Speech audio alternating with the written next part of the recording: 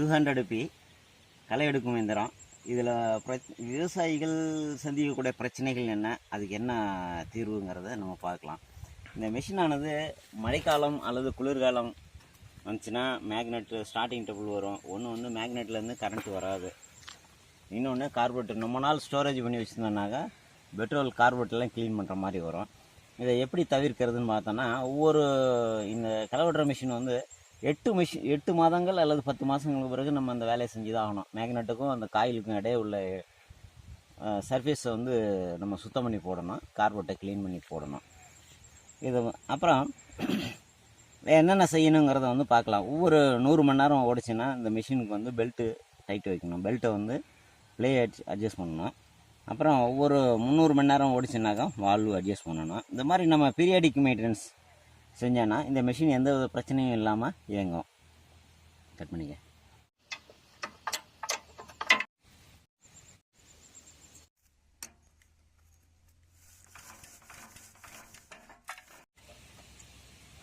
சர்ஃபேஸில் மேக்னெட்டிக் இந்த ஃப்ளைவீலோட மேக்னெட்டுக்கு ஒட்டியிருக்காங்க டைமிங். இந்த மேக்னெட் வந்து இந்த பவர் காயிலில் கட் பண்ணும்போது தான் கரண்ட்டு வரும்.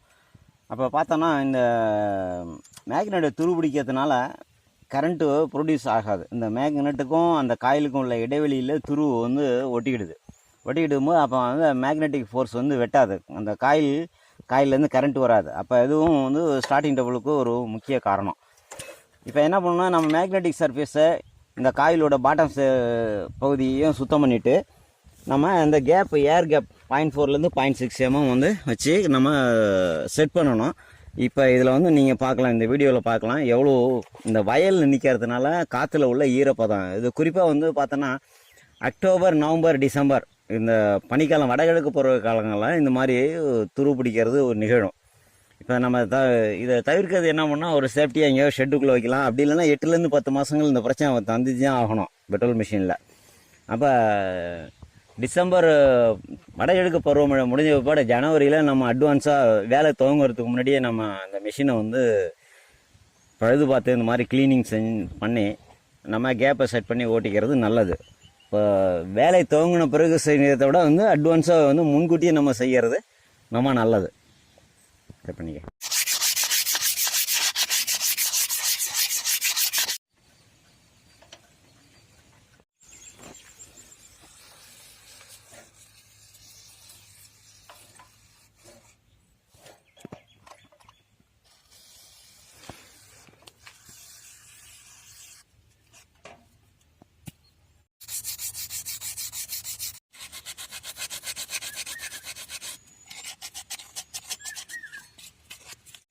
இந்த என்ஜினுக்கான பவர் காயில் கேப் அப்படின்னு பார்த்தோன்னா 0.4லேருந்து 0.6 mm தான்.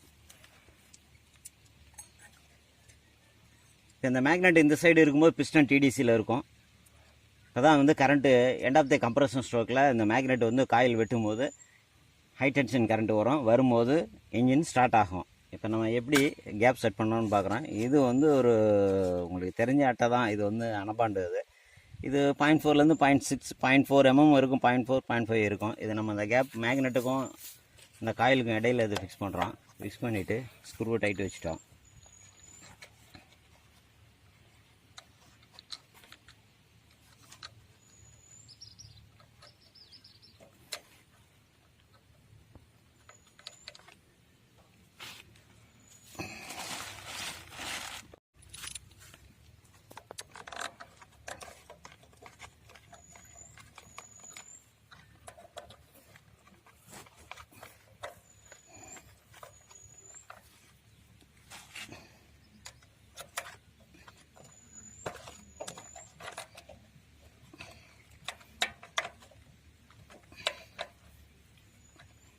நல்லா இறுக்கமாக டைட் வைக்கணும். டைட் வச்சுட்டு நம்ம கேப் நம்ம வந்து அதை எடுத்துடலாம்.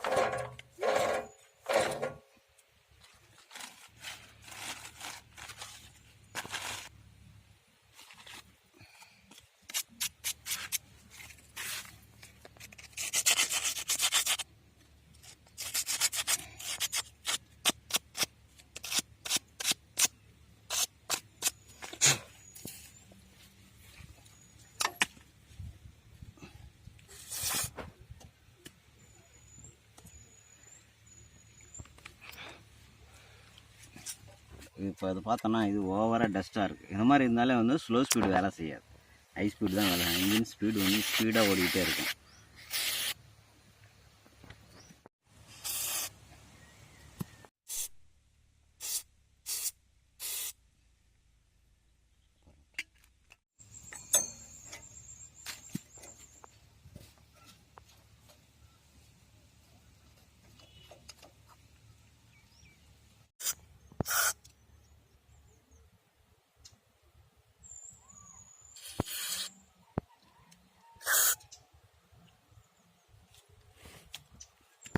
இது வந்து ஸ்லோ ஸ்பீடு ஜெட்டு.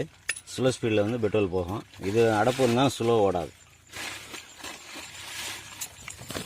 பட்ட பெட்ரோல் வந்து கம் மாதிரி ஃபார்ம் ஆகிடும். அதெல்லாம் இது அடிச்சு விட்டோம்னாக்க அதெல்லாம் கரைஞ்சி வந்துடும்.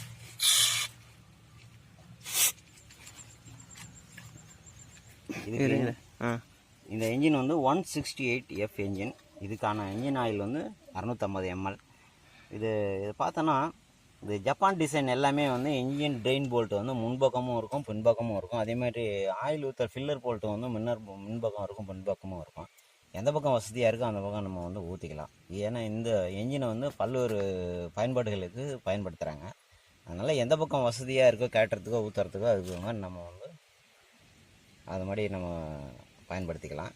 இப்போ இந்த என்ஜினை பொறுத்தளவு வந்து இப்போ நம்ம முன்பக்கமாக ட்ரெயின் போல்ட்டு நம்ம பயன்படுத்திக்கிட்டோம். பின்னாடி வந்து இடைஞ்சலாக இருக்கும் கழட்டி மாட்டுறது.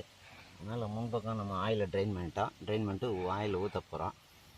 168F என்ஜின் எந்த பிராண்டாக இருந்தாலும் பரவாயில்ல. நம்ம வந்து இதுக்கு வந்து 650 ml தான் இதுக்கு.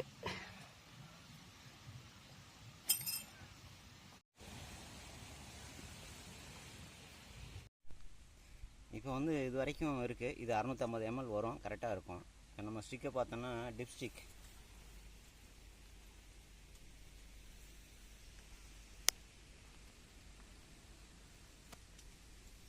இது மேக்ஸிமம் லெவல், இது மினிமம் லெவல். மேக்ஸிமத்துக்கும் மினிமத்துக்கும் இடையில இருக்கான். மினிமத்தில் வந்து இருக்கிறது ஆபத்தானது. அதே மாதிரி மேக்ஸிமத்தோடு அதிகமாக ஊற்றினாலும் அதுவும் ஆபத்தானது தான்.